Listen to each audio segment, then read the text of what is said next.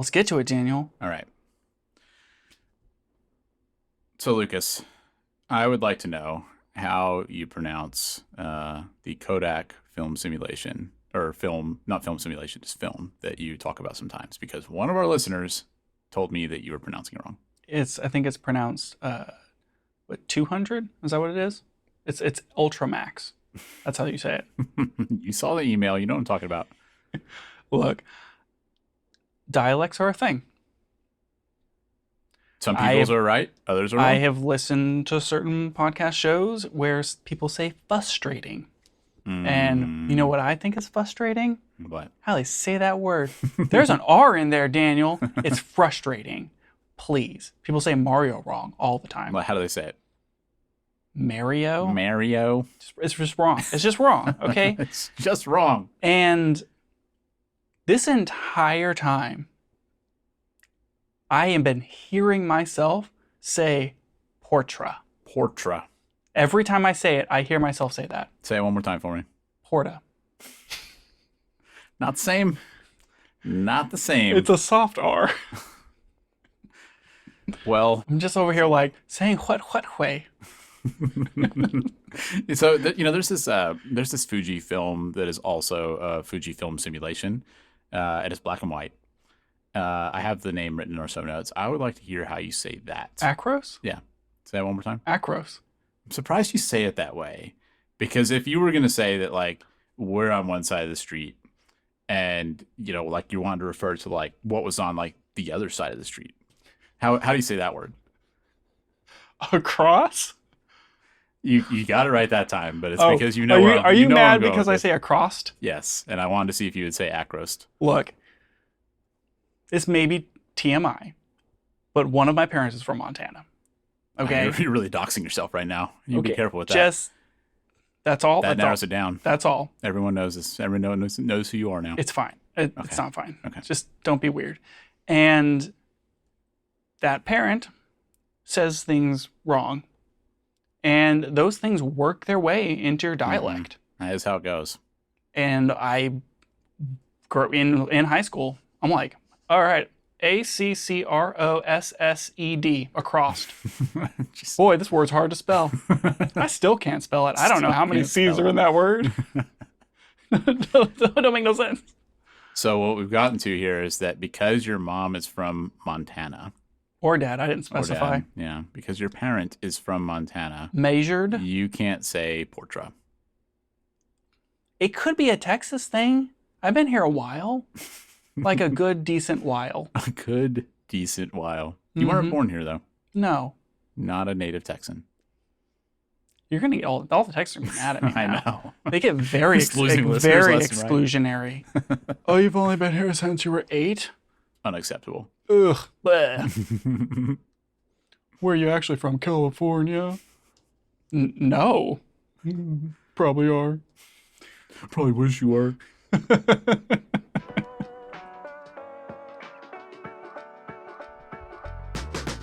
Welcome back to the Camera Gear Podcast. I'm Daniel. And I'm Lucas. And we're here today to talk about the gear, software, and techniques we use to shoot photos and video.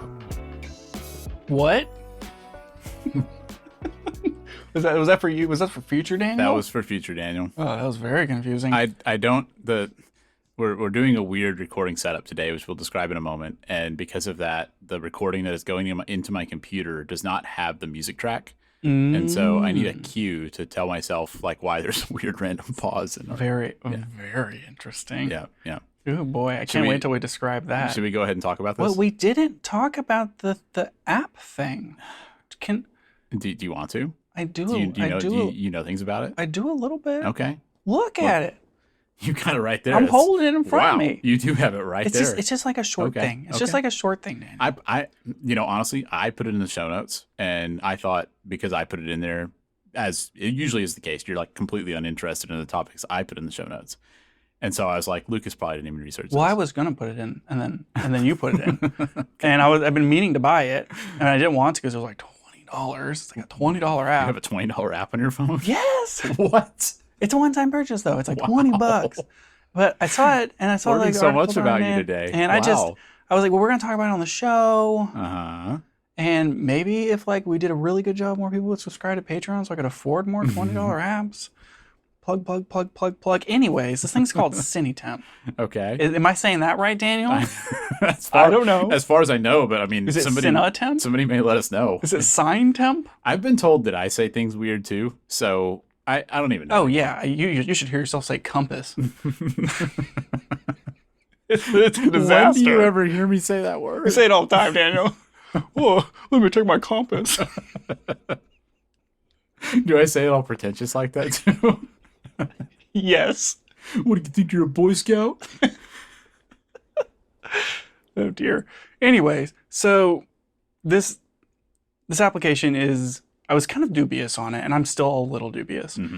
It's supposed to tell you what white balance to set, Okay. and then you can like take a picture, and it will save the picture so you can save the setting. And I mean, so it's basically like a light meter, right? No, not really. Oh, because the light meter would tell you what exposure to use. The light meter would tell you what exposure to use. Okay. This is specifically for white balance. Okay. And often, I mean, maybe you'll use like a gray card, or you'll use the temperature of your light. But if there's ambient light around you or mixed light conditions, it can be really hard to like, nail down a white balance. There are a couple of places that we shoot events at that it's always really hard to set white balance, and I've been curious to see what an app like that would say. There's also a matter of, I have a good amount of foliage in my yard area. And is that because you don't do enough yard work? Yeah. Yeah, that's why. Yeah. Also, it's spring. Oh, green cast is the thing. Does grow. Like, you'll just get green cast, right? Yeah. And so, you got to, maybe you want to compensate for it, maybe you don't. And so this seems like a pretty simple interface. You bring it up and it like pulls up the camera, and you can kind of jump between your cameras. And what I was really curious about, and it's the interface shows you the K value. So you can set your camera, but then it also shows you your green to magenta tint. So you can adjust your tint and dial in your white balance for your scene. And so you can which kind you of can also usually do on a camera. Like most of the time you can set that same tint. Right. And so the idea is like you hold this up to the scene, and if I point this at you, it says you need to be at 4,100, 4,000K. That feels about right. Give it like with the lighting in this room.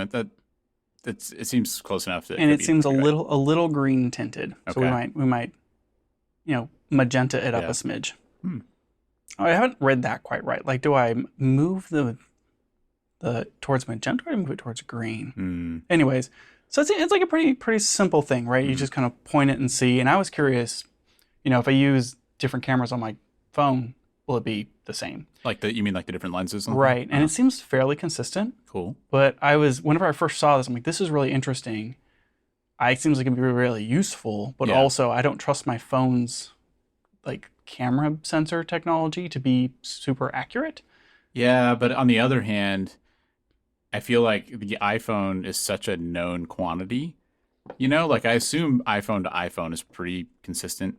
And so, that would maybe give them the ability with an app like this to kind of like calibrate to what an iPhone sensor does. So, well, I would think that if you're using a calibrated like white balance meter thing, assuming those exist, photometer or whatever, that's probably not what it's called, a lutrospectrograph, it would be a calibrated thing where the software and everything's calibrated to the hardware. This is like software to work on iPhones, question mark? That's true. They, I don't know if they have calibration profiles for like iPhone 17 versus iPhone 16, Yeah, unclear, mostly because they make it fairly simple, right? You don't want to have to pick your phone model. They're going to hide that in the background. It should do that. Yeah, it should. So there is a setting where you can go in and you can adjust an offset for tint or temperature if you think that it's always off. That's kind of cool. And so what I did today is I took out my Godox VL150, which is getting old now, and it's got a lot of hours on it. Yeah. And so it's possible as those elements age,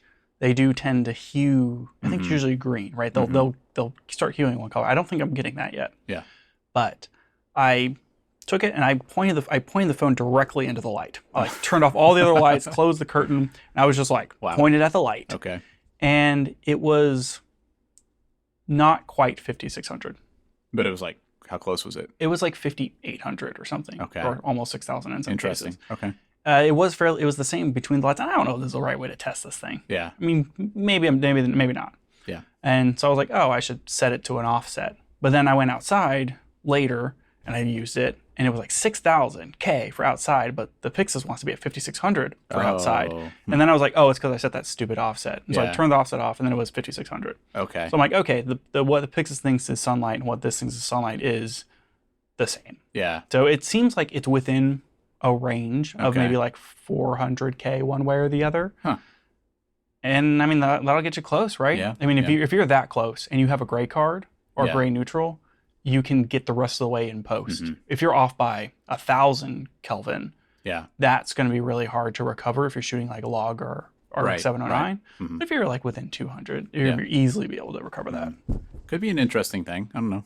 I mean, most cameras have auto white balance built in, but yeah, but the auto white balance doesn't ever tell you what the tint is doing. Yeah. And you can auto white balance 2 cameras and they don't match. That's a good point. And we've talked about that with shooting interviews. Like, I'd rather maybe use something like this, get a number, and then set both cameras to the same number. I never feel good about setting the K value on my camera because I don't know what to put the color adjustment to. Yeah. And like I said, auto white balance not being the same. If I use this app, at least we can all be in the same spot. Yeah. And you can like hold this up and say, okay, the magenta needs to be plus or minus blah, and it needs to be this K. And then I set that on all the cameras across the board. And ideally, like over time, you figure out that the Lumix needs to be like 1 less magenta or something. Right, I don't know. Yeah. It's cool. Yeah. I don't know if you had any thoughts on this $20 wild white balance app. Do you think it's worth $20? It feels like a little bit of a hard sell at $20. I think that if I got enough use out of it, like if I used it on 5 shoots, which very, very possible, right? I would feel like I got my value out of it. And it's a one-time purchase. So if it's just like another tool in the tool bag, I think it's cheaper than going out and buying a specific device that does it. Yeah. I kind of wish it was $10, but you know what? I'm not an app developer. This person probably worked real hard on this thing. So, pay them their dues. Yeah, I think so. And, we'll see, maybe we can come back to this in 6 months when we've done some more shooting or something and see, are we actually using it? Is it useful? But yeah, I mean, it's a $20 thing. Like if you compare that to going to the store and buying a product for $20, like that's kind of like impulse buy territory. So seems worth it. I think so. Okay, Daniel, let's do it. All right. Rest of the show. Yep. How much time more do I have? 2 hours? We'll see. It's going to take that long. It takes as long as it takes. Takes as long as it takes. Yeah. So Insta360 sent us their new Mic Pro to test. It's their new wireless lav product. They don't know what we're going to say about this. We saw it at NAB. They did like a little demo for us. And then they sent us one to try out and talk about on the show. So that's what we're going to do. And we're not under any sort of like limits here. We can say whatever we want. We can say whatever we want. Whatever we want. Yep. Okay. No rules. So we are recording the show on those mics. Yep. Yeah, we have them set up. Our recording setup is kind of funny here. We are recording also with our normal stuff, kind of like as a backup. But I mean, we're going to be able to use the one from these mics, I think. And so we're recording on board to the mics, which is 32-bit float. And then we also are, we had the receiver plugged into a laptop with USB, and it's in a mode where like it spits out each of the transmitters as a separate channel, and I'm feeding that into Logic, and we're recording into Logic on the computer. We will probably use that recording just because it's simple, and I think that for like your average person recording this into a camera, this is what it would sound like, where you're recording through the receiver. How are you recording the receiver into Logic? Are you doing that over USB? Yeah, so I have it plugged in with USB-C, and the Mic Pro basically appears as a multi-track audio interface. Well, that's cool. Logic. Yeah. Jeez. You can do that to a phone too. With limited app support. Well, no, so you can do it. You can always do it on a phone with USB-C with the receiver. Right. The limited app support is if you want to Bluetooth connect the transmitter directly to the phone. No, I think that some apps don't accept the alternate. Oh. Like you can't use it on FaceTime. Oh, and even with the USB? That was what I understood. Oh, okay. Maybe I'm wrong. Okay. We should test that out, Daniel. We probably should test that out. Right now. Unplug it. We're going to do a FaceTime call. Stop it all. Stop this Rubes Goldberg situation. Maybe we'll do that. And we're going to do that later. Okay. So you're recording to the Rodecaster separately. You're recording onboard 32-bit float, which we're probably not going to use, and you're recording 24-bit off the transmitter which are wirelessly sending to, so hopefully no one's phone goes off and causes it to go beep, beep, beep. I don't think they do that, but it is 2.4 gigahertz. Anyways, into Logic. Yep. And that's probably what we're going to use. Yep. And while we're here, we're going to come back to all the features for this later, but we have the mics set in their cardioid mode. We each have one, and then we have weak noise cancellation turned on. So did you change the tone profile? No. Those are both on Have default. you used the one? Well, did you change it today? No. So I don't know what they default to. Okay. But mine is set to full. Okay. Because I was messing with it. Okay. I don't know what that one's set to. All right. Have you used that one? I have not used this one. So this one, the one that I've got, is probably on the default. Okay. So which should be like standard or something. So I should sound more voluptuous and full and deep. Okay. And just very, very good. And Daniel probably sounds like a chipmunk.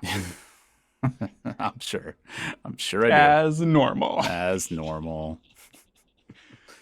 Yep. There are so many features, Daniel. There's so many things to talk about. Normally I don't think we normally spend this much time on a microphone, but I think this is a really interesting product. Yeah, it is. I don't think that like, where do you start here? DJI they can still sell their mics here, the ones that were for sale before. They're not blocked from selling. Are they blocked from selling everything until that audit's done? That's new? I think the problem that DJI has now is that they're not getting FCC approval for new things. Okay. Which, like, anything that transmits a radio signal needs that. But they came out with their new Mic 3 Mini situation and their Mic Pro last fall. And you can buy those. I think so. Okay. So for a while there, I felt like DJI was, or I guess it was Rode. The Rode mics were the thing. Yeah, both DJI and Rode have had this product. But like Rode mics were the thing. And then DJI came out with their thing. And then there's always been like professional stuff like deities. Yep. And then Hollyland came out with their thing that was cheaper. Yeah, there's this called the Lark, I think. Yeah. Insta360 is now like entering the market. Yeah. Well, so they came out with one called the Mic Air last July. Right. Like July 2025. Right. And now we're about a year later, and they have this new Mic Pro. It seems like Insta360 is seeing what DJI is doing and then making their version with more capability. Yeah. And like across the board. That's kind of, that's what I see too. Like, it's not out yet, but eventually we're going to talk about the Luna Ultra or whatever. Like their version of the Osmo Pocket. Yeah. And it's like, what if we just made an Osmo Pocket but good? Bold statement. It does kind of feel that way, though. It seems like these are DJI and Insta360 are both Chinese companies. DJI has been around for longer, or at least like in the spotlight for longer. But I feel like Insta360 is kind of on their way up. I mean, they've been around for a few years. I mean, it's not new, but I mean, their more recent products I think have been really impressive, and they're doing good stuff. They are doing good stuff, and I think this microphone probably falls into that category. So to talk through. I mean, I think we just chip off of these one at a time and just go through the whole stinking feature list because there's just like so many things. So there's the Mic Pro and the Mic Pro Air. I think it's Mic Pro and Mic Air. Thank you, Mic Pro and Mic Air. It's like Apple naming here, right? And it's like it basically like stages you all the way up. We're going to talk about the Mic Pro primarily, but whenever you're buying these things. I think an Air costs like $50 or something. Jeez. If you just want the Air. Okay. And that goes all the way up to $330 if you want to buy a Mic Pro with the case with 2 transmitters and 1 receiver. Yep. Which is what we're testing basically. Which is what we're testing. But you can buy 1 Mic Pro transmitter. You can buy an Air and a receiver. You can. It's unclear to me if the Air stuff works with the Pro receiver stuff. That wasn't clear from. I would assume it doesn't, but we don't know for sure. Product page, but the Pro is like a clear upgrade from the Air. So what the price point is, I think it's like $330 if you want like the whole shebang, and then it gets cheaper from there. And that price is really like right in line with the DJI and the Rode. Oh, straight up the middle. Like I mean, it's exactly the same basically. And then with the stuff that we've talked to with Deity. they've been talking about how like, oh, you can't transmit and record on board at the same time because some like patent or whatever, but I guess like patents don't exist in China. And so like the Rode and the DJI and now the Insta360 all will record on board while transmitting. Yeah. Yeah. And all three of them now will record 32-bit float. Yeah. On board. And I don't know if the other ones do it, but the Insta360, like if you shut off the transmitter, like you turn off, it has a thing where it'll turn. You mean the receiver? The receiver. The receiver will turn off when the camera turns off. You can like, if you just like turn that off, it just keeps recording. Yeah. It doesn't like stop the recording. Yeah. The transmitter is like totally independent from the receiver for that recording. And it'll trigger and it will pick up state. So if you are recording on the microphone on the transmitter and you're broadcasting to the receiver, and you turn your camera off and the receiver turns off, and then you turn it back on, it will show that it's recording. Yeah. And it immediately picks up state. Yeah, so it does a really pretty good job with like not losing where it is or what it's doing. Yeah. Yeah. So as we talk through these, so that everybody has context, we have used the original DJI mic. I owned that and then I sold it to you. Yep. And then we also have the Rode Wireless Pro, which is Rode's, kind of very similar product to this. And we've used both of those mics extensively for, interview shoots and stuff. And then now we have the Insta360 version. So I think like I'm sure we're going to be comparing them a lot, but we do have experience with the other ones, which I think is like helpful for understanding kind of how this fits in. It definitely is. And I don't think we mentioned it, but you currently have your microphone clipped on your other microphone. Yeah.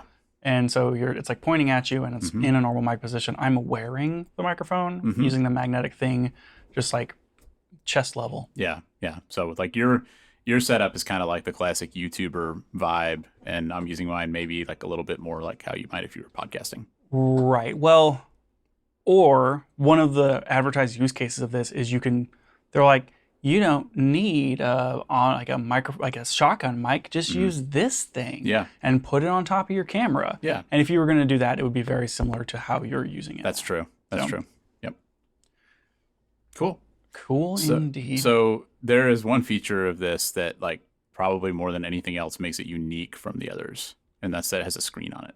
I mean, that's like one of the few things, but I think the screen is one of the big things that they're pushing because it's the most visible difference. Yeah, I guess that's true. But I think that doing the 3 microphone array situation this has makes it a very different product. But I think that combined with the screen is what makes it so different from the other products. And I say that in that in using both the Rode and the DJI mic, we almost exclusively use it with a lav. Yeah, yeah. We rarely use just the onboard microphone, not because it's bad necessarily, but we want to hide it. Yeah. And so like, I don't know how much experience we really have with just the audio quality off of just a straight up DJI mic because we always use the very lav. Very little. And we're a little unique in that because if you see like the kids on TikTok these days, they're all just holding the little lav. Clip it on your hat. Yep. Clip it on your shirt, all that stuff. Yep. Walk around NAB, have it clipped on your necklace. Yeah. So seen people do that before. So this thing, like you said, it has an e-ink display. It's round and has an e-ink display on the front. On the transmitters. On the transmitters. And they're really pushing this as like, just show it off, right? Yeah, like branding, basically. Yeah, if the mic's going to be in the shot, put what you want on it, right? And so I assume that you loaded it on there, but like we have one that has like our logo on it, which is kind of fun. And I think you have one that has a picture of your dog on it. Yeah, my dog holding a treat. Yep. And so they explained a little bit on how these things work. So it's a colored e-ink display, and it supports 6 colors. Yeah. Green, yellow, orange, red, blue, green. I said green twice. Green, yellow, orange, red, blue. There's another color. There's no other color. Anyways, You've said all the colors. It's all the colors. So and then what it'll do is like if you want purple, it'll show a green pixel next to a red pixel and use dithering. Yeah. So that because they're next to each other, you perceive it as purple. Yeah. And they tell you all about this because you want to set expectations that this is an e-ink screen, and so like this photo I have of my dog on mine is not like it does not look as good as the photo would look on like your phone screen because it's not an LCD. No, but it looks like an e-ink screen. It does, and honestly, it looks way better than I thought it would. It looks really, really good. Yeah. Because for one thing, like it stays the image stays on when the mic is turned off. but because it's e-ink, it doesn't glow the way a screen does. And so it looks really natural. Like the one that you have that has our logo on it, like it looks like we printed out the logo and just stuck it on there. Yeah, and it's matte, so it doesn't look like a screen, and it's e-ink, and the dithering works decently well for like what it is. The picture of my dog, like you can tell what it is. Like it looks great. So the idea being that if you're like a YouTuber or whatever, it's like put your freaking channel logo on there, or if you're doing an interview, like have like a thing. Yeah. And my immediate thought about this is that it's doing this hide in plain sight thing, where it's like instead of trying to figure out where you're going to stash this microphone where it's not going to be obvious, it's like instead make it to be seen. Yeah. And then it's the microphone's there, but it's like hidden in plain sight. Yeah.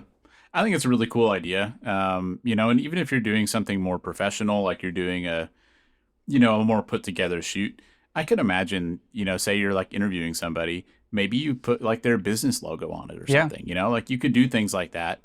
Or if you have like an interview show, maybe you have a logo for that show and you put it on there. Like you can do things that look classy with it. And then, like, it's not like it's all just like weird, gaudy, like emojis or whatever. Like you can put like a nice looking logo on it. Yeah. Whenever we saw these things, I was like, yeah, that's cool, but you're just gonna why would you not connect a lav to it? The thing doesn't have a mic input port. Like a 3.5. Right. You can get a USB-C to 3.5 millimeter, and then you can connect a 3.5 millimeter lav into it if you want to do a lav into the transmitter. I don't know if the DAC for that is going to be in the dongle or if there's a DAC in the transmitter, but I'm expecting it's going to be in the dongle like most of those things. Yeah. So like those things will exist / do exist, and like you can do that. I know Insta360 is selling one as well. Correct. But my impression of this is one of the big features that they're pushing, and we'll talk about all like the stuff, is this thing has 3 microphones on it versus all the other competitors have 1. Yeah. And it's very obvious to me that they want this, like this is intended to be in the shot. Yeah. And if it's going to be in the shot and you're going to use it as the microphone versus just plugging in a lav, it has to be good and it has to sound good and it has to be able to do all the things that you would want it to do. And so it seems like they didn't just say, stick a microphone on it and like make people want to wear it.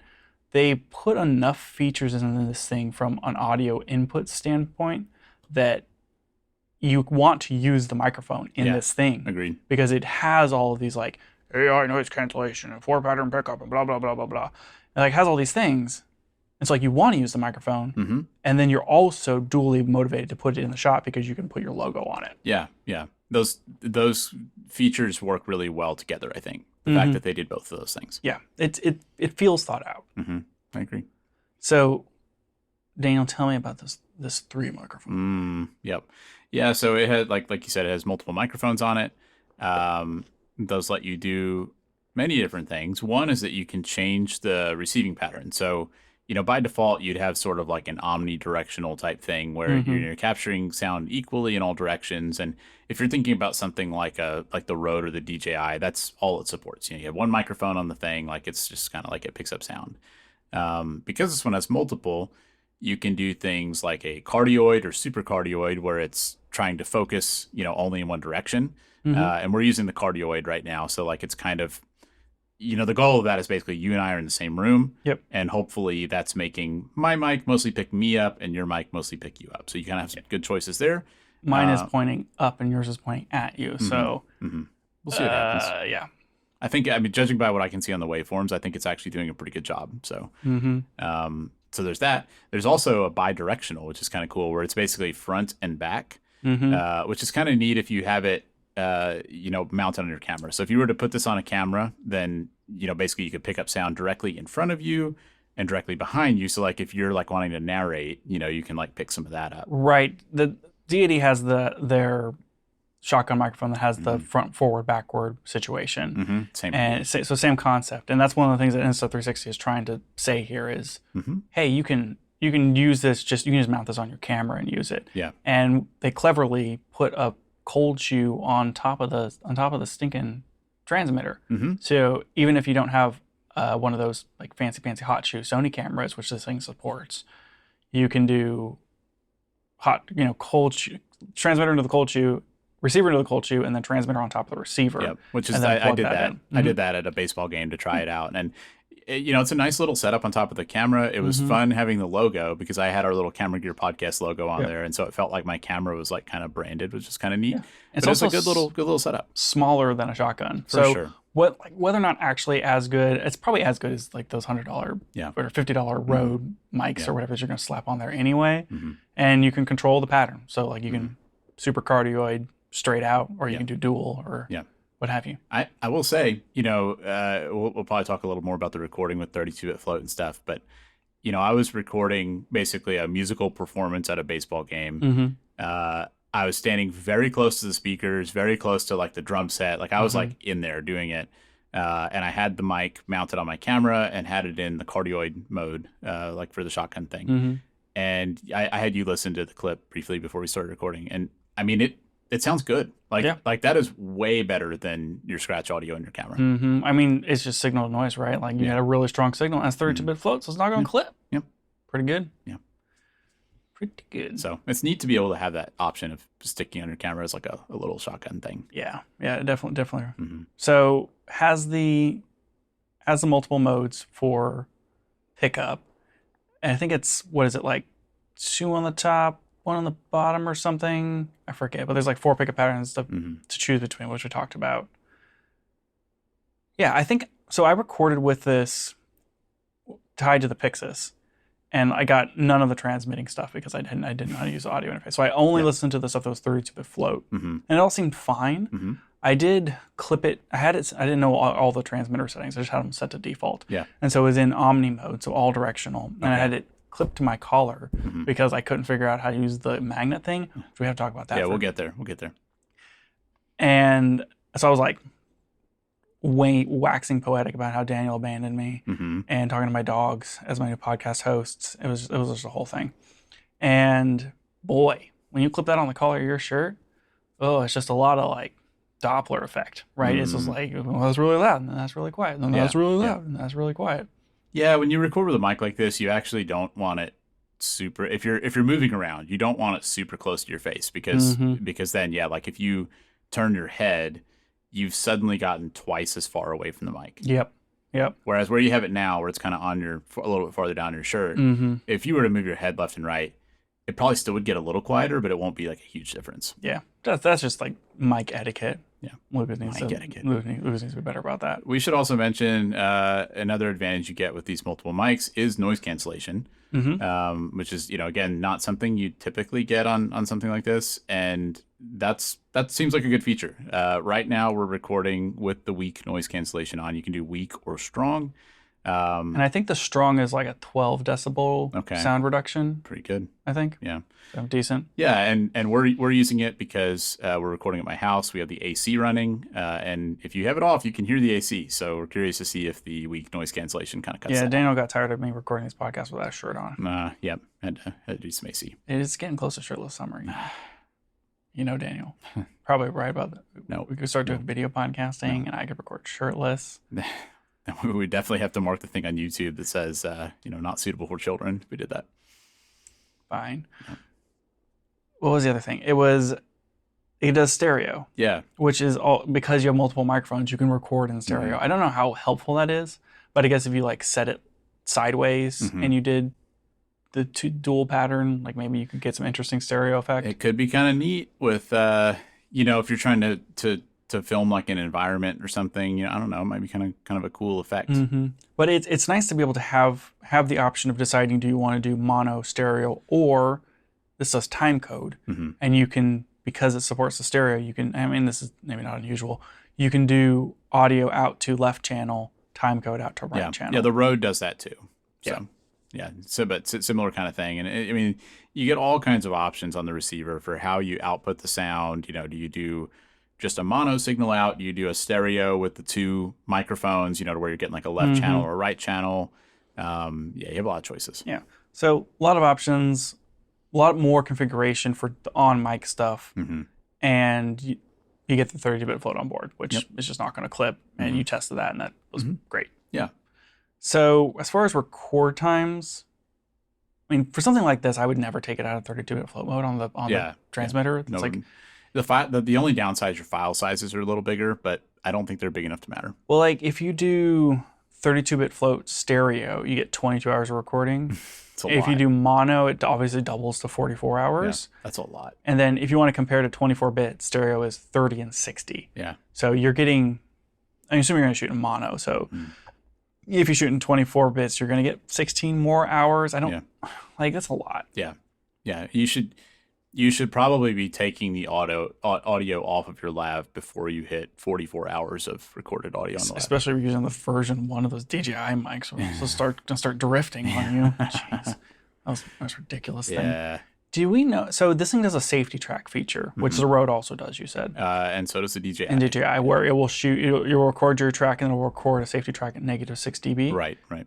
Does that doesn't go through, that wouldn't go through the transmitter. That would have to be on board it's just on board. On board the transmitter. Mm-hmm. Yeah. So they basically do that so that if you are not recording in 32-bit float, you can get a second lower one that maybe didn't clip. But what you wouldn't get, because 32-bit float just doesn't use gain. Yeah. It does like auto gain automatically, basically. Well, like, or none gain. It's just all the sound. Any microphone has gain. Okay. There's no way to get around. I think this is an important point. Is that even though 32-bit float doesn't clip, a microphone can still clip. And that's true. And so setting the gain is important because, like, if you set the gain on your microphone too high, like, it can overwhelm the amplifier before you ever record the signal. And that's kind of like a nuance that people don't get about 32-bit float. But at least on the Rode and on this one, if you turn on 32-bit float, it does like an auto gain mode where it picks the gain. And from what I've seen so far, it does really, really well. So but you still can't do the -6 dB safety track with 32-bit float. No. And on the receiver, there is a manual gain and an auto gain mode. Mm-hmm. Is that only for the receiver? I think so. I mean, both things have it. Like there's a setting on the transmitter for it. You just can't set it if you're using 32-bit float. On the receiver, I think you can always set manual or automatic gain because the receiver is only ever getting 24-bit audio. So the receiver has a knob on it to adjust the gain, and I was really excited about it having like a physical knob. Yeah, the DJI mic that you have does not. The DJI Mic 2 does have a knob, and this has a knob. It's really annoying to adjust gain without some sort of manual control. Using like a tiny little touchscreen to try and move a bar. No, thank you. What I've found, at least, and maybe I'm doing it wrong, but whenever I was using this Insta360 Mic Pro, you can see the gain on the screen, and if you go to turn the knob, nothing happens. You have to swipe up to the microphones, adjust the gain where you can't see the levels, and then go back to the previous screen, witness the levels. Interesting. Swipe back up to the other screen, adjust the gain, swipe back to the screen, witness the levels again. It's the word. I about lost my mind. Maybe that's something they could fix with software. That's a little frustrating. Maybe I'm just doing it wrong. It makes sense that like if by default you're sitting on this screen, right? Well, don't bump the knob. That'd be a real problem. Like, oh, whoops, I bumped the thing and the gain's all off. Yeah. So like from that standpoint, it makes sense. But from I'm in an adjusting the gain mode, not being able to see the levels and turn the knob at the same time was really frustrating. True. Yeah. Interesting. Maybe if you could just freaking see the level on both screens. I don't know. While we're on that topic, the way these companies have designed that receiver is a little different. So I think it makes the most sense to talk about like the newest version of each of them. And the DJI is pretty similar to the Rode now in that it has the knob, the DJI is similar to the Insta360 in that they both have a knob. So the way that those two are designed, like DJI and this Insta360, is basically the transmitter has a little cold shoe thing that can go fit into like the hot shoe thing on your camera. And you have your little rectangular box, and then there's a screen and a knob on the back of it. So like if you're holding your camera up, like if you're going to look through the viewfinder, you can see the little screen. And it's a touch screen on both of them. You can swipe and tap and all that. On the Rode, it's a rectangle, but the screen is on top of the thing. So like you have to like look down at your camera to see the screen. I'd say between those, I like the way DJI and Insta360 did it better. I definitely prefer it being facing you. Yeah, yeah. And I like having the knob. To me, that seems better. And the knob is the way to go. Yep.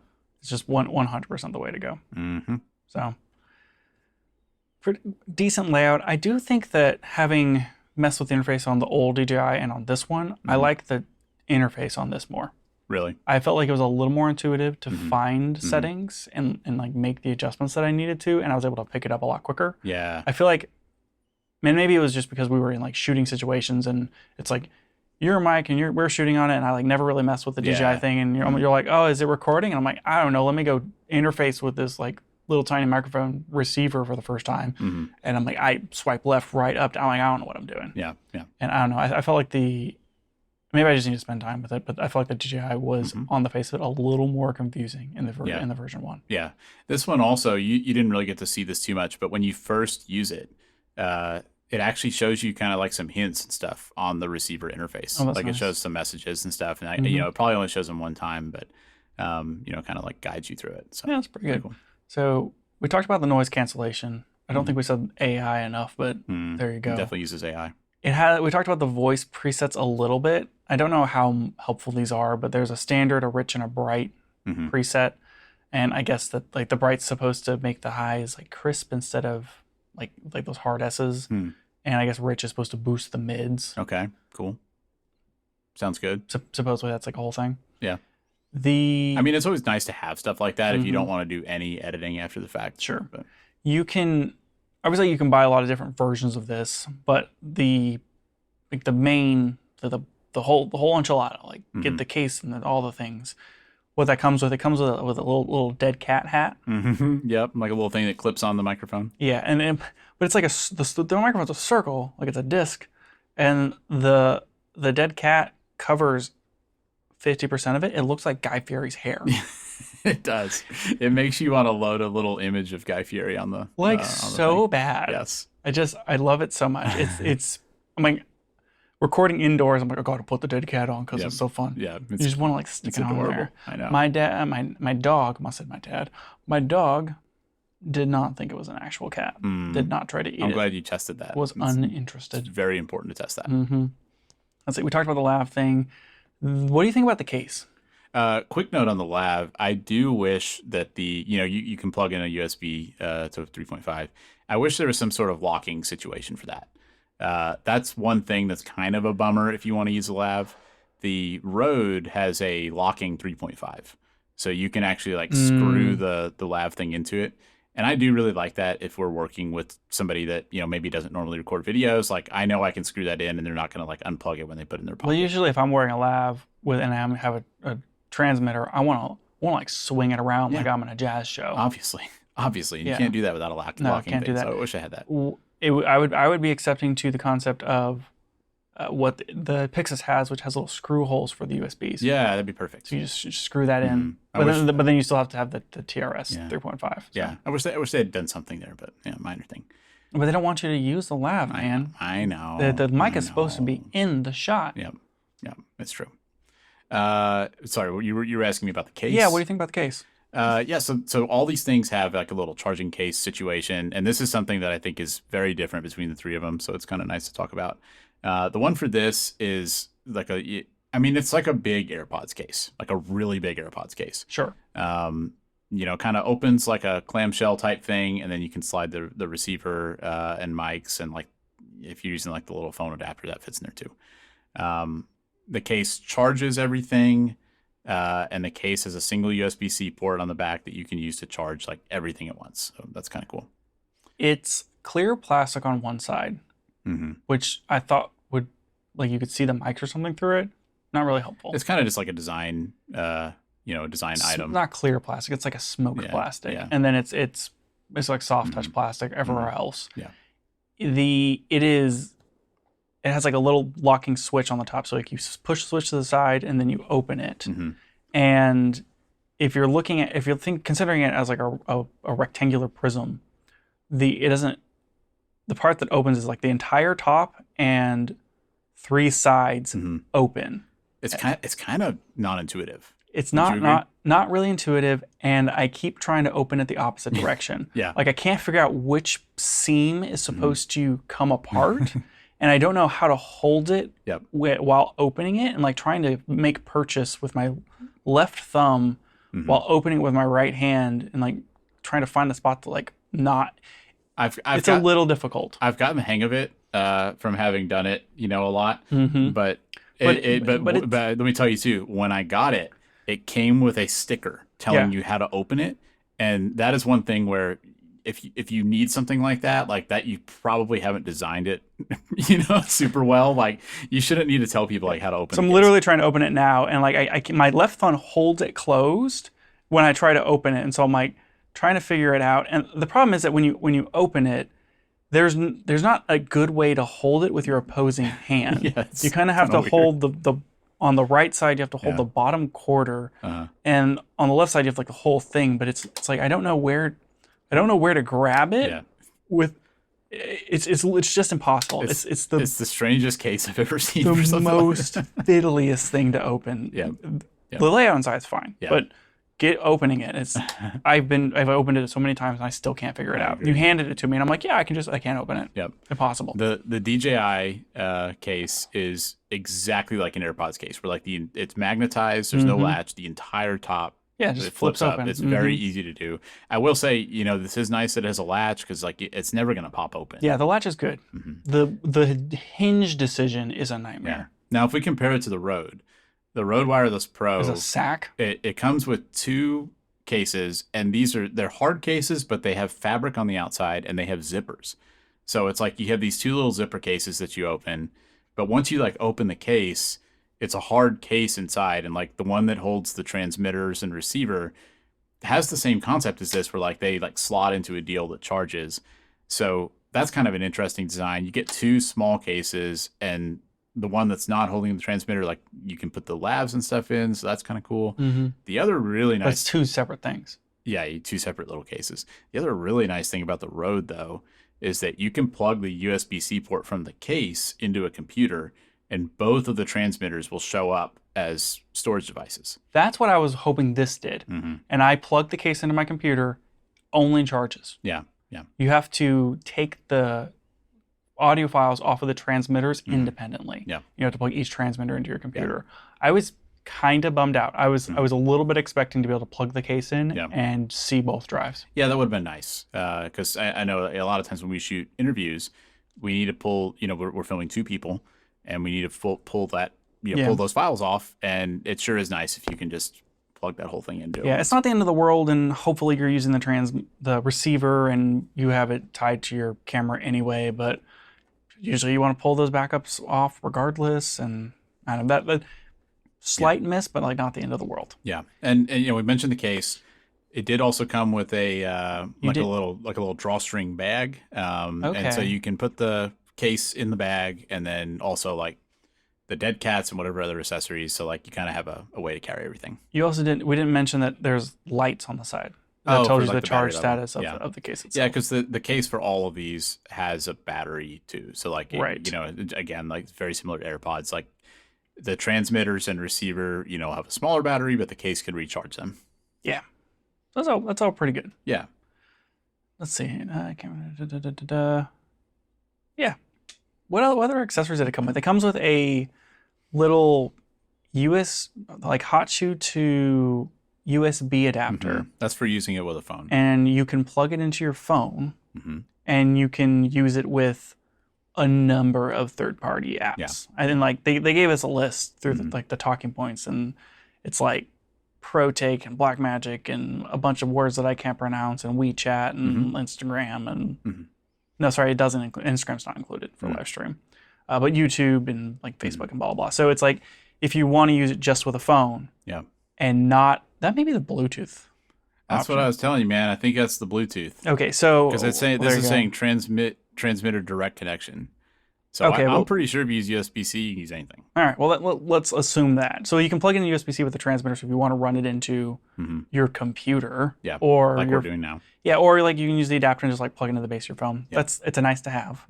For sure. And then if you don't want to use the receiver, I said transmitter, the receiver, you can Bluetooth connect the transmitter to your phone. Yeah, and that's the thing that only works with certain apps. And I think the reason it has specific app support support, and I may be wrong about this, is it has to do with the high quality Bluetooth capabilities of the microphone. So if you're using an Insta360 camera, specifically the X5, the X4 Air, the Ace Pro 2, the Go Ultra, or the upcoming Luna, you can, without using the receiver, transmit 48 kilohertz high bandwidth or high quality Bluetooth audio to those cameras.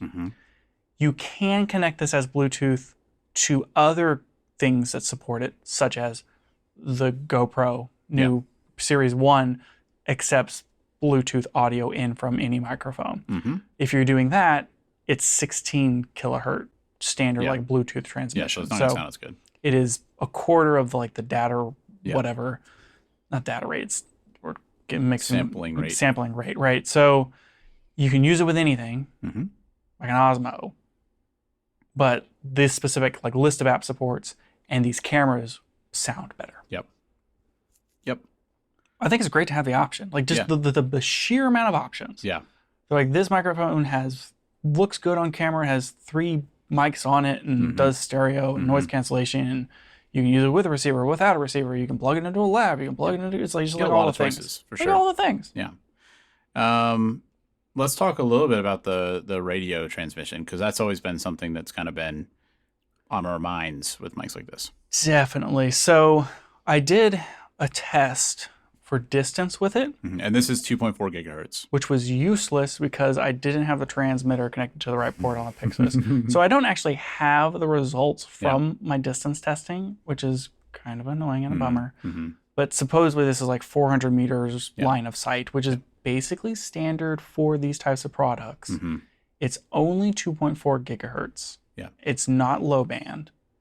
And if you compare it to its competitors, the DJI Pro has dual band. So it is a 5 gigahertz and 2.4? And will seamlessly hand between the two. So there's a little more resiliency in some other products, but 2.4 gigahertz is par for the course for these things. I think, the thing about this is, it's not, if you need pro level transmission and you always need it to work and you can't stand having a dropout, you need to use something like the Deity Theos that's using a 900 megahertz. That's going to work better.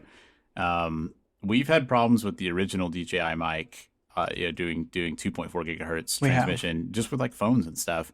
And we also had quite a bit of experience, in crowded environments with a lot of people, with other things that use 2.4 gigahertz, so stuff like Teradeks. And I mean, it's a real problem. You can, if you're in a crowded area with a lot of people with phones, all that, that's a really crowded band. So it's probably going to drop out. And I can't imagine this doing any better than other products in that space. Which is to say, if you're by yourself filming, if you're in a situation where, a brief dropout isn't a huge deal, or if you can use the onboard recording, in all those cases, I think this is perfect, and it's way smaller and cheaper than something that supports 900 megahertz. But, it's not the same as a pro level, wireless transmitter. So I think it's very reasonable. It wouldn't stop me from using this, but it's just something to keep in mind that this is fundamentally a different product than something like a Deity Theos or or even a higher end option. The Theos supports 550 to 960 megahertz. So you can go even lower. Well, also you can adjust it. Some of those frequency bands is based on where you're using it. Different countries allow different things and stuff. So, that's all very true. So that's just kind of the expected thing. It says 400 meters. If you turn around and you're 200 meters away or 100 meters away, you might start having some trouble. You could have some trouble. Being able to rely up to 32-bit float up to 44 hours in mono, it's just record on board all the time, right? If you're going to use this thing, even if you're relying on using the received audio 100% of the time, just use the onboard, right? Record the onboard, and then whenever you're in edit and you're oh shoot, they dropped out here, go get the onboard. Right? Exactly. That's why that's always what we've done with the DJI and with the Rode.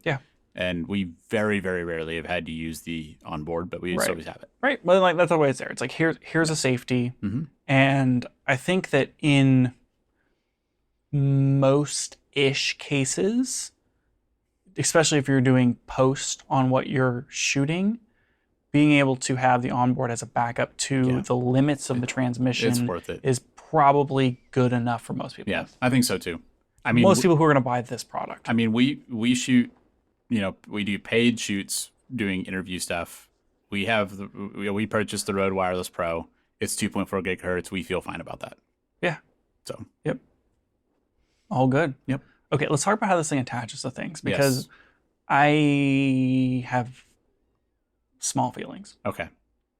I do think we should talk about that. Okay, so you have like the disc thing, the and transmitter. then the transmitter, and then you can use a magnet or clip with it, and the clip part, which is just like a little clothespin type style clip, like a chip clip type concept, right? A clothespin kind of makes sense. I've never called. I guess it is like a chip clip. Like a chip, like you got a bag of chips. You want to seal it up. I've never singularly associated those types of bag clips as a chip clip. Okay. Well, now you know. That must be another one of those dialect things. Anyway, at least I don't say pop when I'm talking about soda. Those people are weird. Look, Daniel, we don't have time to get into that right now. Can I have a pop? Have a pop. One pop a day. That was the rule growing up. Usually with permission. It's a lot of sugar, okay? It is. It's a lot of sugar. So using the chip clip. Yeah. Which also can act as a cold shoe to stick into a camera. Can act as a cold shoe. So that's good. Connect it to a shoe, clip it onto something. And then you can remove it, and removing it feels like you're going to snap the thing in half. I know. I meant to warn you about that, because when I was playing with these, I tried it, and I was literally like, it's going to be really annoying if I break this, because we're like at the very beginning of this testing, and what am I going to do? Like tape it to my shirt? Right. You have to the way that it works. Like it slides down maybe 3 millimeters. Yeah. And then you pull it like perpendicular off the back. But the sliding it down takes an incredible amount of force. Like way more than you think it should. Yeah. You're just like, I read the thing like 4 times about like what to do, and I'm like, okay, I for sure know what I'm supposed to do, and then like I do it, and then be like, wait, let me go like back and look at it, like I must be doing it wrong. Did you do it on both? No, I only had done it on one. It's another one of those words, Daniel. Both. Both. How many L's are in the word both? Many L's. Two L's. The first one's silent. Yes. The one that the second mic, not too bad. Okay. And that's how I figured it out. Was like I looked at the instructions, and I was trying to get off the first one. I'm like, well, this one I'm doing something wrong. So I picked up the second one, and I'm like, pop. Oh, that was easy. I guess the other one is just more firm. I don't know. It was really hard to get off. And which I mean, I guess like it's kind of good. You don't want it coming off accidentally. But so much so that I thought that you magnetize it to the clip. And I was did too. I absolutely did too, because there's a separate little magnet piece you can use, and I magnet, because it does magnetize to the clip. It does, but it's not very strong. And I'm like, this feels kind of sketchy, and then realize like, oh, you can take that off. Yeah, that was my first impression. Was like, oh, this magnet thing sucks. And then I found out that you could take the clip off, and I was like, okay, it doesn't suck. Yeah, it's still not like great. It's not the best magnet. Like one of the. They gave us a spec sheet, and one of like the advertised usage of this thing, I think, was some sort of like sport vlogger or something. Let me find the exact word here. Okay. Sports vlogs would not use the magnet when sports vlogging. Well, I think that brings us to our test here, because have you tried that? Like, have you done anything kind of to see how strong that magnet is? Like do a dive roll. I was too worried that I would lose it. Well, fortunately for you, we're in an interior room of a house now, and it's unlikely to lose it. So I think live on air, you're the one that's wearing it on your shirt. I think you're gonna have to try to see if you can get that thing to come off. Like, you want me to like stand up over here and like jump up and down and make the dog bark? I want you to take your headphones off, and I'll give you your choice of activities. You could try to do jumping jacks, although you're pretty tall. I'm a little worried you're going to hit the ceiling. I'll let you decide on that. You could do some push-ups. You could do some crunches. I'll do like 5 burpees. Okay. Okay. And this is an audio only podcast, so I mean I'm gonna have to kind of audio describe what's happening here. Yeah, you can describe it. Yeah. Yeah. But I mean, we're gonna be able to hear you because you've got the mic. I was gonna be like, wow, Lucas is doing that single-handedly. Yeah. I didn't know he could jump that high. I don't know if I'm gonna say nice things like that, but all right, I think fine. we got to see if this thing comes off. Because what's the point of having that? Can't believe you're making me do this. Yeah. My dog is not going to like what's about to happen here. Boy, you should exit the room. Yeah. It's probably a good thing we haven't started doing video yet because we'd have all kinds of stuff going on here. All right, stretching it out. You think you can do a jumping jack? Or you can hit the ceiling. Your ceilings are 8 feet, by the way. Yeah, that's going to be actually they're a little less than 8 feet. Mm-hmm. Those might be like what is that? 7 foot 11 and a half. You think that's what it's very precise. It could be my shoes. You're wearing shoes. Yeah. Yeah. So, how do you do a burpee again? How do you do a burpee again? I thought you were a triathlete. There you go. It's 1. That was my ceiling. Yeah. Hasn't come off yet. 2. Run into that fan. It's still there. How many you think before you get out of breath? We're already out of breath, Daniel. You're already out of breath. All right. I guess all that biking isn't doing it for you, man. It's still there. I haven't biked in a while. It's still there. Give me 2 more. 2 more? You can do it. You ever done burpees wearing jeans before? No. Is that new? It's a lot harder than you'd think. Mm-hmm. All right, here you go. Oh, boy. You can do it. Oh, jeez. That one wasn't very good. I don't know, man. I don't think you went low enough on that. Now you're really sweating. But you know what? The mic stayed on. It's true, it did. It's still there. Oh, man, jeez. Whew. Didn't occur to me that if we just exclusively podcasted with these microphones, I could just like move around the room. You can move around the house. I didn't think about how this really opens up the space for me. I'm a little out of breath. Yeah, you are. Whew. I think that the magnet is a little stronger than we give it credit for. Yeah, it seems so. It's not. I mean, I hear what you're saying. Like if you're running around the woods, I'd be a little maybe worried about losing it, but it's not. I mean, because the transmitter is really light, so I think it's probably not really going to go anywhere. Like if I was sports vlogging. Sports vlogging. But like maybe in the gym, be okay. Yeah. But like if I wouldn't want to wear it on a bike. Yeah, I agree with that. You lose it, and who knows where it ends up. But you'd use like the cold shoe adapter or something. I don't know. Mm-hmm. So I think as far as you kind of get your breath back a little bit, don't you? You know what, Jana? You talk for a minute. Oh my goodness. As far as means of mounting it to things, like you got all your bases covered as far as magnet, clip, and cold shoe. I still feel limited, but I don't know why. Yeah, like I don't know what else you would really want. It feels like you can put it on your camera.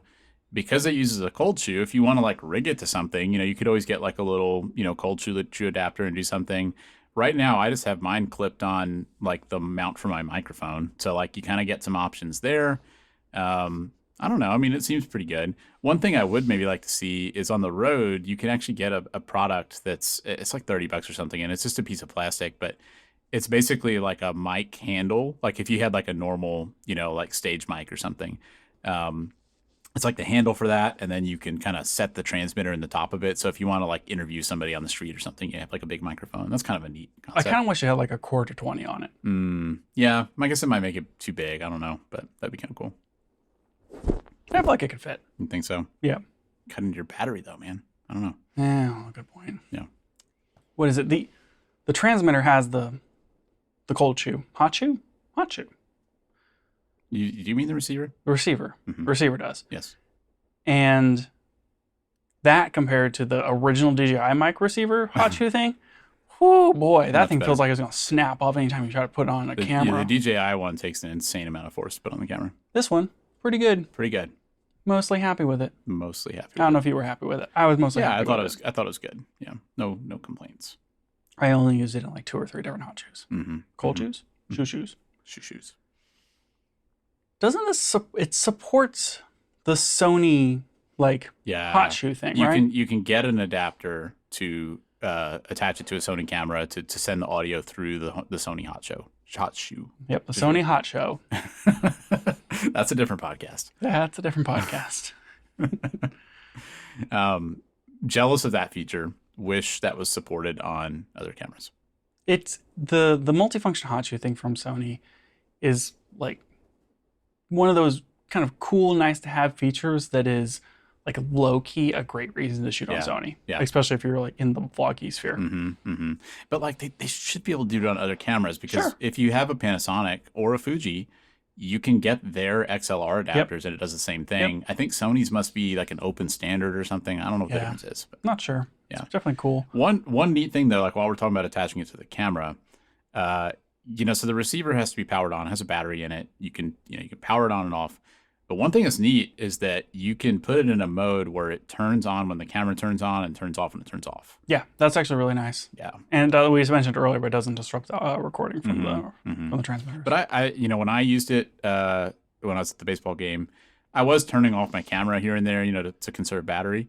And it was just really nice that I never had to think about turning that receiver on and off. So that was a good feature. Definitely a nice feature. It looks like my heart rate is back down to, well, it was at 67. Now I'm back up to 75. Okay, we're doing okay. We're back to normal. Okay. Anyway, we talked about the gain modes, right? Where it has auto gain, has manual gain. It's got like 2 different settings for auto gain. Yeah, I can't remember exactly what was. There's like an auto and a dynamic or something. Talked about the interface. We talked about the modes, which is like stereo, mono. You can do the safety track thing. It has the hot shoe adapter, whatever, for the Sony cameras.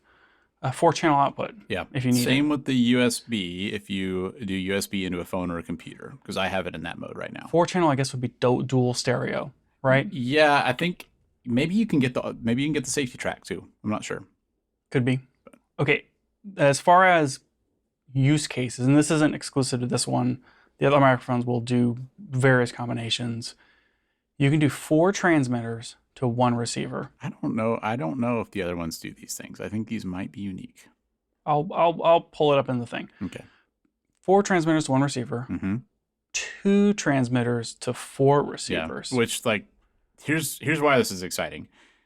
For one thing, I don't think that all of them. I think a lot of them, like the Rode and the DJI, I think only support 2 transmitters. So one thing that's cool is like the ability to get 4.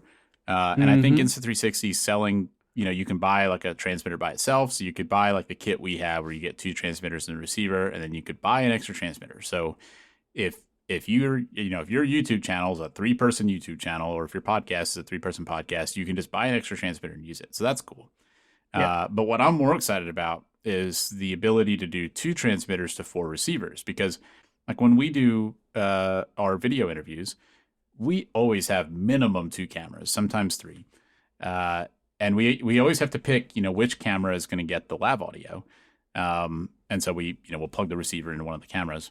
But it's super nice if you can plug a receiver into each of your cameras and get that good audio into every camera. It's kind of like another way to sync your audio, and you make sure that you have like multiple things recording that. That feels like a really nice feature that I think this is the only mic like this that offers that ability. Okay, so I'm looking at this really handy competitor comparison that they sent with the stuff. And they say that the DJI mic can do 4 transmitters to 8 receivers. Oh, wow. That must be on the newer one. Versus 4TX to 8RX compatibility. I don't know if the Mic 1 supported that, but I could see how the newer one might. And then the Hollyland Max, 4 transmitters to 1 receiver. Okay. So you got some similar abilities from the other ones. The Rode Wireless, I think, is limited in that way. Yeah. And the Mic 2 from DJI is limited in that way as well. So you have to have like the DJI Mic 3 latest thing, or the Hollyland equivalent. So fair enough. It's one of those features that I guess is like now coming. Yeah. Well, I'm excited to see it. And I think it's a neat capability. And like, if we were using this for our work, I could see buying an extra receiver. Oh, 100%. Like absolutely, if we were using these things. So we talked about battery life, ? Not really. We talked about record time. We didn't talk about battery life. It supports fast charging, so you can get like a boost over 5 minutes, which is kind of a big deal. Especially like you're like, oh no, I need to charge real quick while we set up. And it has 30 hours of battery life, including the case. Yeah, because the case can recharge everything. So with the case, you're getting that. I don't know what the battery is on the mics themselves. I think it's like 10 hours. They say 10 hours. Yeah, so like 10 hours recording, and then you can charge it, I guess, each one 2.5 times. Yeah. And I think the RX is 11 hours. So That's all pretty good. Mm-hmm. Yeah, I mean, it feels like plenty long enough for a shoot. It's hard to imagine being in too many situations where you need to record for that long. Yeah, it's one of those things where it's like, if you forgot to record it for the next day, it's probably fine. Yeah. Or like good for a weekend or that sort of thing. Yeah. So, and honestly, I think all of these products have really good battery life. We've never really. Yeah, usually it's like you look at the case and it's got two bars on it. You're like, yeah fine. Yep. Or whatever. So, has yet to be an issue. Mm-hmm. We got to talk about time code, Daniel. Yeah, time code is a big deal with this. So that was something that was really exciting when the Rode Wireless Pro came out. Like that was a feature we were really excited about because it kind of supported time code. And like just as a quick review on the Rode, we talked about it in detail in some past episode, but the Rode can produce time code itself, like the receiver can, and so the transmitters can basically be synchronized with time code, and the receiver can output time code like to a camera, but you cannot jam the receiver. So if you have an external time code signal, you can't jam the receiver on the Rode. I feel like we've had to do the time code dance to try to get everything synced with that because you can't jam the receiver. Yeah. And we mostly, because I even tried, I said, well, let me take the time code output from the receiver and send it into an UltraSync 1 as the time code source. And do that. And I've had a lot of trouble getting that to work. Like I can't get the Rode to output a strong enough time code signal to do it. And so we kind of just gave up on it. And when we need the onboard recording from the Rode, we just sync it like with audio, which is kind of annoying. We need to test the time code on this. We haven't yet, but it'd be probably safe to say that we are going to test the time code and see how well it works. But this one is the receiver is supposed to support both jamming and being jammed. Yeah. And the receiver will then give the time code out to all of the transmitters. And the receiver can also send it over audio jack. Yes. Which sounds perfect. Like this sounds like exactly what we want. It doesn't sound like it supports Bluetooth jamming. So you would have to use, so we have the Atmos system. You would have to use the Atmos, what is it called? UltraSync 1. UltraSync 1 to jam. That would be your source. Yeah. And then you would jam like the Pixis and jam the Insta360 Mic Pro. And then the Bluetooth, the Atmos Blues would jam the other cameras. As long as you're not recording for 3 days straight, you should be able to jam something like this and then just leave it turned on, and it should hold that, hold an accurate time code for 8 hours, 12 hours, whatever. And so theoretically that'll work.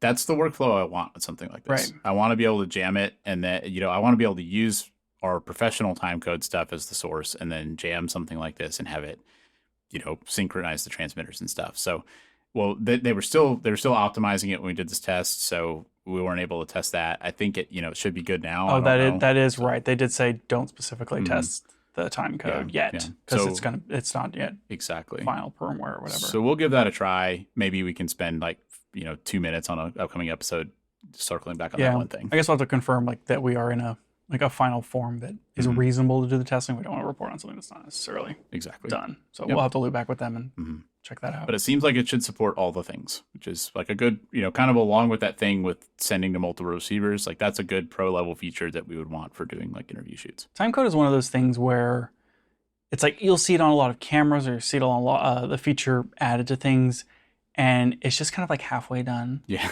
Like the Fujifilm cameras have always had time code on them, but with no way to jam or receive a jam. And it's like, why even have it? And then eventually they came out with that update that was like, oh, you can use these Bluetooth things to sync it. Yeah. And or like the Rode where you can't jam the receiver. It's like, we're 80% there. Yeah. It just, if you're gonna put time code in a thing, put all the time code things in the thing. Like the stinking Rode, not the Rode. What's the microphone that I have, Daniel? The DJI? No, the the Zoom handy recorder. Yeah, that one's also 5N or whatever. Yeah, H5N. H5N. You can't choose between drop frame or not. Yeah. Or drop. Was it drop frame? Yeah. Well, and that one's also getting the Bluetooth time code to sync to that is really janky. It just does. It has like 2 settings.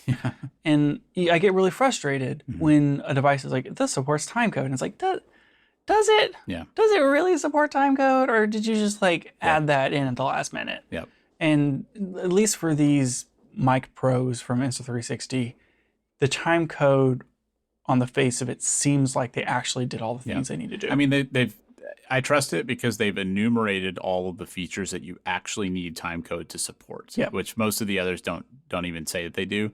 And I mean, you know, we've been testing a pre-release version of this product, so like that's, you know, like I think they literally just hadn't finished optimizing it. The only other thing I would want to see, and I don't even know if the transmitter has Bluetooth on it. It has to have. It has it because they do the stinking thing. I would like to see the support of the Atmos Blue Sync. That would be really handy. Be nice for us. The more things we've seen that kind of support, it's like that would be cool. Right, nice. More like wireless sync capability. Right. So that would be cool. It would be cool, but also it's like not the end of the world. Yeah. So that's pretty much everything other than like running through how this sits in the market. And I mean, like I guess kind of, you know, where I want to go from here is like, all of that said, like we've gone through so many like features and like experiences of using this, but I guess like all of that said, you know, we have used the other ones. We've filmed a lot of stuff, you know, over time in like different contexts, you know, with interviews, you know, doing like casual YouTube stuff and all that. You know, and kind of overall, like, what do we think about this thing? You know, what use cases do you think it's good for? Like, are you picking this over something like the Rode or the DJI? You know, let's maybe kind of talk about some of that. I think it's really clever. If I needed to use a lav, I would be inclined not to choose this one because it feels like I'm not using the features that it has. It's not. And when you say using a lav, you mean using like a wired, like you're plugging a lav in. Yeah, if hide the thing. If I'm using a wired lav, I would be more inclined towards like the Rode because it has the locking, you know, audio jack on and that sort of thing. Though having the support of multiple transmitters to one receiver or two transmitters to multiple receivers is a nice enough feature that I would second guess that choice. Yeah. I think that the, like, you know, hidden in plain sight concept of have this in your shot, have it look good, put your brand on it, plus the plethora of microphone features that it comes with, make it very complete as a microphone solution without a lav. And so it's as like, this is the microphone, put this in the shot, use it as the microphone, not use it as a transmitter for a wired lav. It sits in the space in a way that the other ones don't. Like we see a lot of, I mean, you see like YouTubes and TikToks and stuff where people like throw the mic in the shot and like it's in vogue or whatever. But like those are starting to kind of go away a little bit and we're starting to see those be more hidden. Whereas this thing doesn't want to be hidden. So I think that they didn't miss a single feature. It's so complete from a feature standpoint for what you would want out of this product. And it's doing something interesting in a very crowded market. I agree. It's a good do-all kind of solution. Like I loved taking it to the baseball game thing and being able to put it on my camera as like a very low-profile shotgun mic type setup. It sounded good in that environment. And it's neat that the same camera that does that, you know, we can also, or sorry, the same mic that does that, we can also use to record a podcast. Like you can use, you know, for doing like an interview. It does feel like a very like complete solution.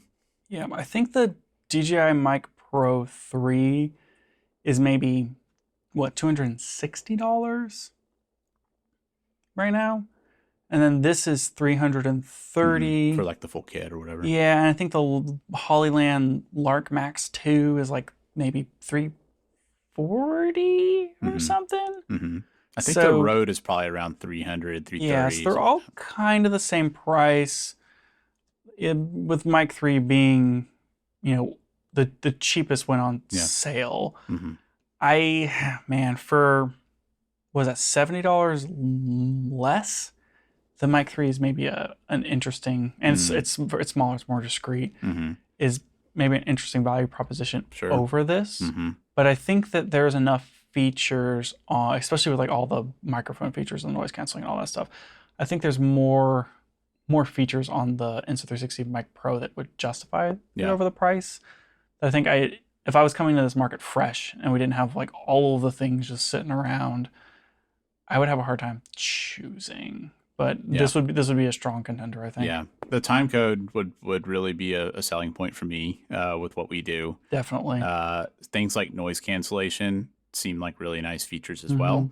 I agree. It kind of depends. And like, you and I aren't YouTubers, so yet at least. So things like, having the screen, having it in the shot, for us are probably less compelling. But it's cool. Like I like having our logo on the thing. Like that's kind of neat.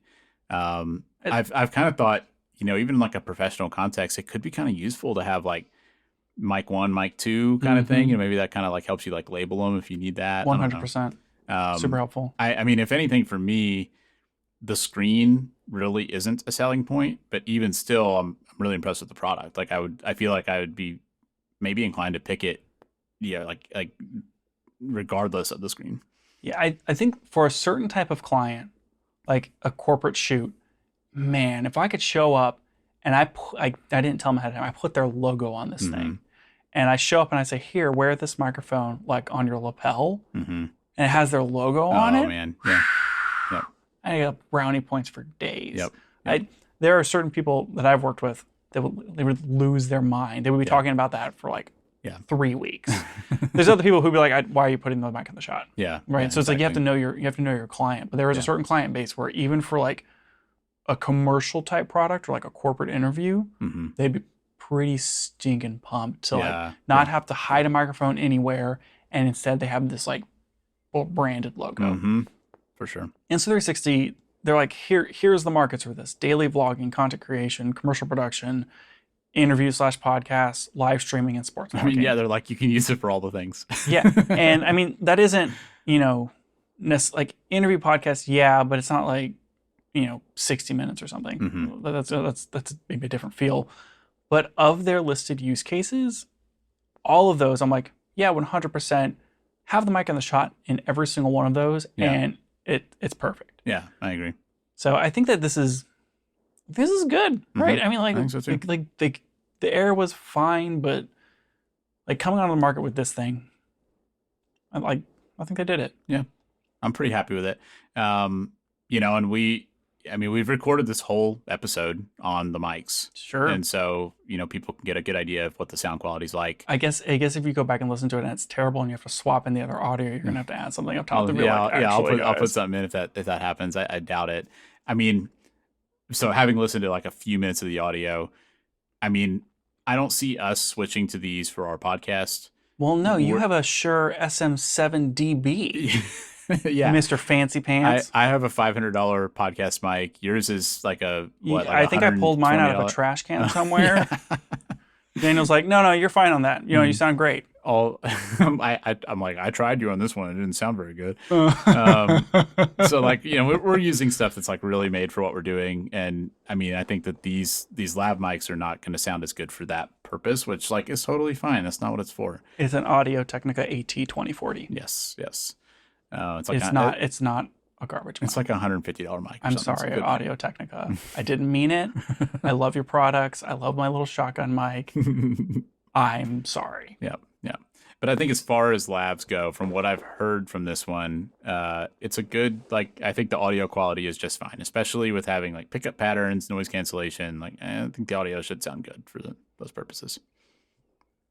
Awesome. Yeah. Is there anything else to cover here? Do we even have time to like play the plug and talk about more Insta360? We don't have time, right? We don't have time. We've gone so deep on this. Okay. I think that's good. Yep. We've never talked about, usually the microphone segments are like half the show and we've kind of gone for the whole thing. But this is what happens when people send us stuff, Daniel. Yep. You send us something, we go deep on it. That's true. That's how it works. That's how it works. Yep. Easy. That's it for the show today. Thanks for joining us, and if you liked it, tell a friend so they can check it out too.